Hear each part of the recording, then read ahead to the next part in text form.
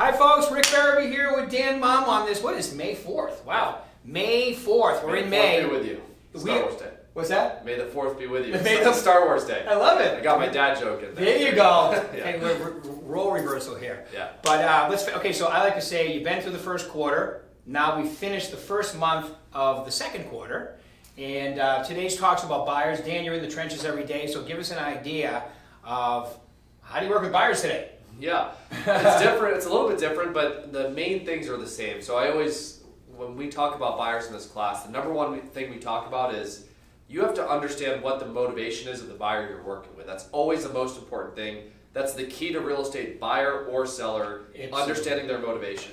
And I think with all the trainers and coaches out there, agents understand that they need to know what the seller's motivation is to take a listing. Agents kind of get that. But for some reason that gets lost with buyers. They don't really understand that. They just think, okay, well, John wants to buy a house, so he's motivated, so I'm going to work with him. And my job is to take him out. Yeah, so, and that's not correct, right? You should follow the same exact process you use for sellers. Basically, you kind of flip it, and you use that for buyers. So that's always my number one thing is you need to understand why someone is buying, and we need to be looking at people who need to buy and not just want to buy. And you know what, when I was selling, what I used to tell myself is, am I going to be a hostage?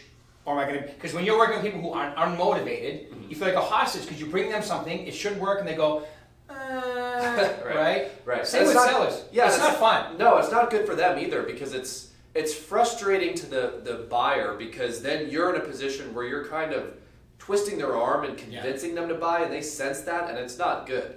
So my whole approach with buyers is very consultative. Until someone says like, yeah, Dan, I need to buy, I'm just there to answer questions for them, guide them to whatever decision's best, whether that's renting, whether that's buying, whether that's waiting. This way I'm not in this awkward position of twisting their arm, making them do something they don't want to do. Right. And then when that time comes and they need to buy, then it's very easy. The whole process is easy after that. Well, and especially like, okay, in California, you still have no inventory, all right, basically. So working with buyers, it's like, okay, here's what we're going to do, and you have to be available, and getting a buyer-broker agreement should be easy to get because they have to be on your team, they got to be your client, right? And I would say even now in Arizona and Nevada, in Arizona and Nevada it's a little different because I think you can say to people, you got about numbers are picking up, things are happening. Right. Inventory is still low. People think the inventory was going to go up. Not really. Yeah, it's interesting. Yeah. So the April stats are out. We can talk about that. But yeah, the prices didn't change at all. Did you No. see that? Yeah. And they probably will still change a little bit. I'm guessing maybe the May numbers will show that.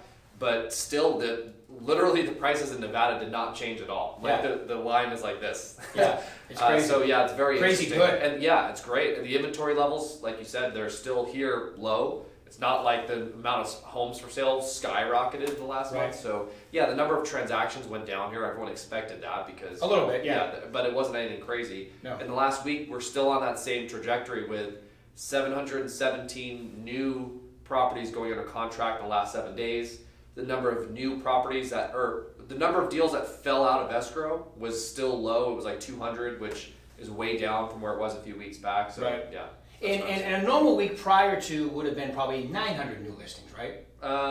It depends on the time of year. This time of year, yeah, probably about that. Yeah. And we're at, I think, around 700 new listings for the last 7 days. Yeah. I mean, and how many went under contract? Do you remember? 717. Wow, for the last 7 days. That's great. Yeah. So I would be telling my buyers, and in addition to what you're going to say as well, is you have about you may have like a couple week advantage here before there's a whole bunch of people on the sidelines. As soon as they get consumer confidence and they go, okay, it's time, it's almost summer. Well, in Vegas, it is summer, basically. Same with Arizona. California, you're almost there. So as soon as that happens, okay, you're going to have a lot of competition. So if I'm buying this year, interest rates are free. Being in the business 35 years, they're free. I'm going to get out there and I'm going to get something done right now. Yeah, absolutely.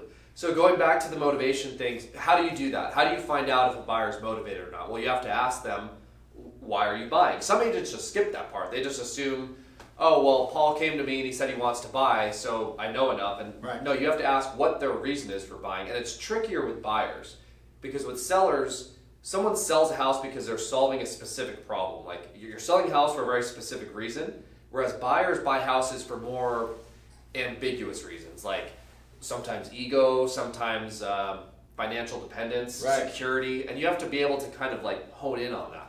So the first question you should ask is, hey, what's making you think about buying? you should start there. And you might get the answer there. If they say, the answers that we want to hear are what? Job transfer, relocation, divorce, death in the family, the most strongly motivating factors. Yeah, having a baby, child graduating from school and moving out, that can be a little bit tricky. The things you don't want to hear are, well, I don't know, we're kind of just, if we could get a good deal, that'd be great. Like if we found the right house and we got a really good price on it, if we bought a $500,000 house for $1, then we'd do it. It's like, okay, well, that doesn't mean anything, right? Anyone would do that. So that's a great place to start. There's the exercise that we did, that little role play exercise out there with the sellers. You can do the same thing for a buyer. Just practice 2 minutes. You just ask a bunch of questions to figure out why someone's moving. Hey, what's making you think about moving? Why? Another question to ask is, if someone's renting, that comes up a lot, right? A lot of people are first-time buyers or they're renting. So one thing to ask them is, when does your lease come to an end? What happens when your lease comes to an end? Does it go month to month? Does the rent increase? What's the benefit of you buying rather than just staying there as a rental? You want to ask these things. A lot of agents say, oh, I don't want to ask that because then I'm going to convince them to keep renting. No, you're not going to change someone's mind, right? They're either motivated or they're not, and we need to figure out what that is. So that would just be my number one suggestion, is asking those types of questions. Right, and then your pre-qualification process, and then like, what do you require for you to go out and work with them? Yeah, it's pretty simple. Proof of funds or pre-approval, no exceptions. Any qualified buyer will be willing to furnish those things. Actually, I look for, if I ask a buyer for a pre-approval or proof of funds and they get upset with me, that's a clear sign to me that they're not motivated. Because if they get emotional about you asking that, that means that's because they're not qualified, and now they know you've kind of figured them out. I always joke and go, it's like going to the doctor and you've been sick for 2 weeks and you walk in, he goes, what's wrong? And you go, guess. It doesn't even make sense when they won't even work. So I mean, that's one, and then the other one is they come to the office first. So I want to hear I have a question for you. Yeah. If you had a buyer who said, Rick, I want you to come, just called you up on the phone, doesn't know you, and says, Rick, I want you to show me this property, I'm at your listing on Main Street. Okay. What would you say for agents when that situation comes up? I would do what you do. I'd ask questions, and I would say, how'd you find out about the property? What exactly you're looking for? I have an obligation to my sellers, a fiduciary responsibility that requires me to know that you can afford to buy the house before I take you into it, especially with everything's going on. Do you have a commitment letter? So if I've never met it before. It's easier now. It's made it easier. It really has. So that's what I would do. Yeah. But I always being in the business, if they seem super interested, and I may use that as an opportunity to, especially if it's vacant, to make that my first consultation appointment. Right. And decide, but I still want to know that they qualify to buy it. Definitely. Yeah. I think that would be the bare minimum. I agree. Yeah. I've had Is that what you would do, or? Yeah. I mean, I've had it happen a lot over the years, and what I've learned just from my experience is I've never had one of those pan out into a closing. Just from my experience, it's extremely rare that person who you just show that one property to ends up buying it, and then usually it just doesn't end up working. So what I find in those situations is I try and get them into the office first, the same way I normally would with a buyer consultation. And if they're a good, qualified, motivated buyer, they'll understand that. Yeah. They'll say okay, well, we don't have a realtor yet, and we understand that we need to go through certain processes, and so we're okay doing that, and then we'll look at the house after, right? Yeah. They're usually, and the other thing is, when you have those conversations, I'll tell the buyer, hey, in order for us to make the best use of our time, it's actually better if you come to the office first. This way we're not just driving across town to look at one house. Right. I can get an idea of what you like, and we could set up a time to look at a few, and this way, you're maximizing your time too, especially if they're working, it's better for them. So if they respond to that and they say, well, no, I don't want to do that, I just want to look at this one house and that's it, well, then you have someone on your hands that might not be qualified or motivated, and it becomes obvious. So that's my thought on it. I agree. And what you just said too is there's a lot of us have BBA, I don't know what it is about, well, we don't need those, we don't use those here. Your buyer broker agreement is a tool. See, for me, I've been doing this since before buyer agency existed. It's so much better with buyer agency. Now, to me, that's a test close, but in today's world where you probably got to wear booties, you got to wear gloves, you got to everything has to be clean. I need to know we're on the same page. You need to be my client, right? Yeah. Because remember, they're not your client until they sign a contract with you. Right, 100%. So, story about that. I had a for sale by owner that I sold her house here in town 2 or 3 years ago. Nicest lady ever. It was just, did I tell you this story? No, This was like the best client I probably ever had. She was just a complete sweetheart. You probably see where this is going. And she was just like, she was the best to work with. So 2 years later, recently, she calls me and says, hey Dan, I'm actually looking to move back. She was moving back into the same neighborhood that she left actually. She's like, oh, that's great. She was selling her house in Utah, moving back here. So I set her up on a search, and I kind of take it for granted because it's a past client, and I'm like, oh, okay, like there's no way, this is like the last person I would ever expect to have a problem with. And lo and behold, show her a few properties, it's going great, I don't have any issues. And then out of the blue, she like kind of stopped answering me, my calls. I'm like, oh, that's weird.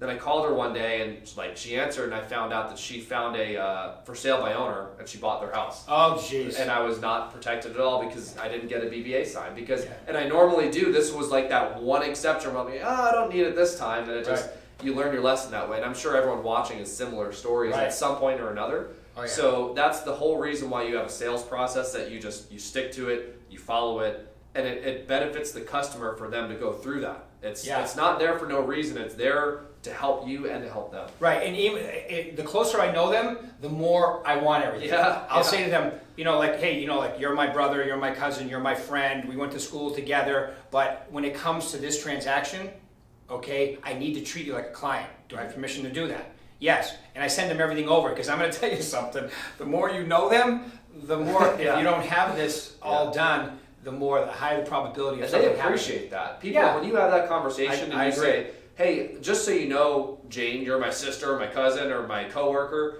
but what I want to do is make sure that I treat you just as good or better than everyone else. So I'm going to do the exact same things that I do for all of my other clients for you. I'm going to treat you like a client. Yeah, and there's no arguing whether you're working for them. Right. Because otherwise, technically, you're working for nobody. Right. So, especially if you're related or you're friends, I'm going to be working for you. I know everything about you. I have to have this signed. Otherwise, to me, I could have a complaint against my license. I want to make sure if they're my client, they're signing something that says that because, I don't want to get in trouble. Yes? Yeah, we have a question from Michelle Horowitz. Mm-hmm. It says, where do you suggest meeting buyers for the first time? Bringing public into the office is not ideal. Oh, given what's going on. Yeah. You can now, just Zoom conference. Just on the phone or Zoom. And Zoom, or if you have a vacant house, that's what I would, I would meet them there. Yeah, so either one of those is great. And I was actually starting, you probably have done that to a degree if you have buyers coming from out of state because they can't come to the office, right? So you had to do that anyway. But yeah, I would say that's the best idea. Thanks, Michelle. Yeah, that's a good point. Is that you can't be, not yet anyway. Right. I think pretty soon we're going to have social distancing conference rooms, kind of like when you go to Costco. The shield is up. Yeah, maybe we'll figure that out. Have you seen the picture of the way they're going to set up the casinos too, with all the glass, plexiglass in between? Yeah, I think we'll figure it out. I would say that's a Zoom, Google Hangouts, or if you can meet them at the first property. That was my thing. Once I got it down. Now remember, I met them at the office for years. Once I got it down and they talked to I would use John here or Mike for my loan originator. If they had all this conversation and they filled out the stuff and got it back to me, then I would feel comfortable working with them. Can I give a tip on that too? Yes. So I had another person who I used to work with, another person I took for granted. I thought was going to be an easy deal. And I did everything right except for one thing. So I had them come to the office, tried to get them to sign a BBA, and they didn't. And the reason why they ended up going with a different realtor, not me, was because the other agent had the lender with them in the office. And this was a first-time buyer. And first-time buyers, most of their questions are usually more about the financing part than the real estate part. When they're serious. Yeah. Because they're more concerned about getting the loan than they are the house. Right. So this person was like, hey, when I met with that agent, they had a lender there and they answered all my questions and I just felt more comfortable with that. So that's a great idea and a great tip to have for your buyer consultations. Have a lender. I'm pretty sure all of our offices have a lender affiliated, right? Absolutely. So you should have a lender that you can have in the office to meet with someone and do that consultation with, because honestly, a lot of those first-time buyers will have more questions for the lenders than they will for you. Yeah. And that's great to make them feel more comfortable, I'd say. Or, FaceTiming or Zoom right now. Like I used to have. Yeah, sorry, I keep saying the office. Yeah, no, I know what you mean. I know what you mean, yeah. So that way they can, get that all squared away and make them feel comfortable. Plus, I have found that they usually are way more honest with the loan originator than they are you because, you're the realtor. So, right. it's like they're in confession when they're talking to the bank. Yeah, that's true too. And then one other quick thing while I'm thinking about stuff. So for that situation where someone calls you and wants to see a listing in the middle of nowhere, one good qualifying question that I use, it's real simple and straightforward, is, are you ready to submit an offer?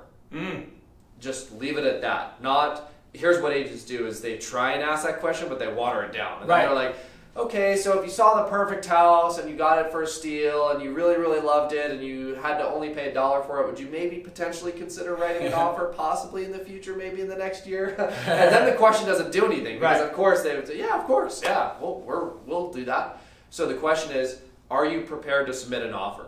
And just don't be afraid of their answer. It's a strong question, Yeah. but you need to ask it either if you're going to meet someone at a property, I think it's fair to ask that, or if they're coming into the office, I ask that in my buyer consultation. Yeah. Hey, so we start looking, are you guys prepared to submit an offer? And yeah, sometimes they say yes, and it's great. They'll Right. be like, yeah, no, we're ready. And then sometimes, guess what happens then is that brings out objections or the conditions that you didn't Right. know about. So they'll say, well, sometimes they'll say no because we have to wait because my grandma's coming into town and she's going to help. She's giving us part of the down payment money and she needs to see the house. And then you say, wait a minute, okay, so why don't we just reschedule for when she's here? And it Right. makes the whole process a little bit easier. Right. So. Yeah, and I like, when someone's thinking about buying and you ask that question, it says, okay, this guy's going to sell me a home because they know you're on the same page.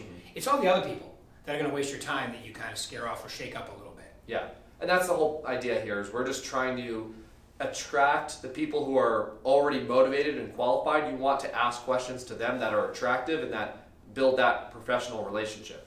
If you ask a legitimate question like that and it turns someone off, well, that's a benefit for you and for them because now Right.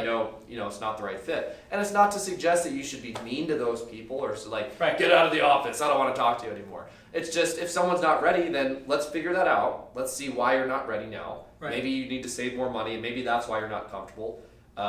Maybe you're still in a lease and you feel uncomfortable breaking it. Like, let's talk about that Right. stuff rather than go through this awkward me forcing you to do something you don't want to do. Let's just figure it out now. And if you need to wait 3 months, 6 months, a year, totally fine. Yeah. Go prospect more, find someone else. Right, and today with what we were talking about, it's a perfect excuse too because sellers want to make sure because they have to clean their house after. You got to wear gloves. I mean, they want to make sure that the people that go in that house By the way, it's always been this way, but a lot of agents push it. You need to prove that a buyer is qualified to look at a home before they look at it. Right. And in today's environment, it's the easiest time ever for you to be able to get that done. Yep. Any other questions, Paul? Okay, all right. Anything else you want to No, add? that's all I got. All right, guys, thank you. Thank you very much. Appreciate your time.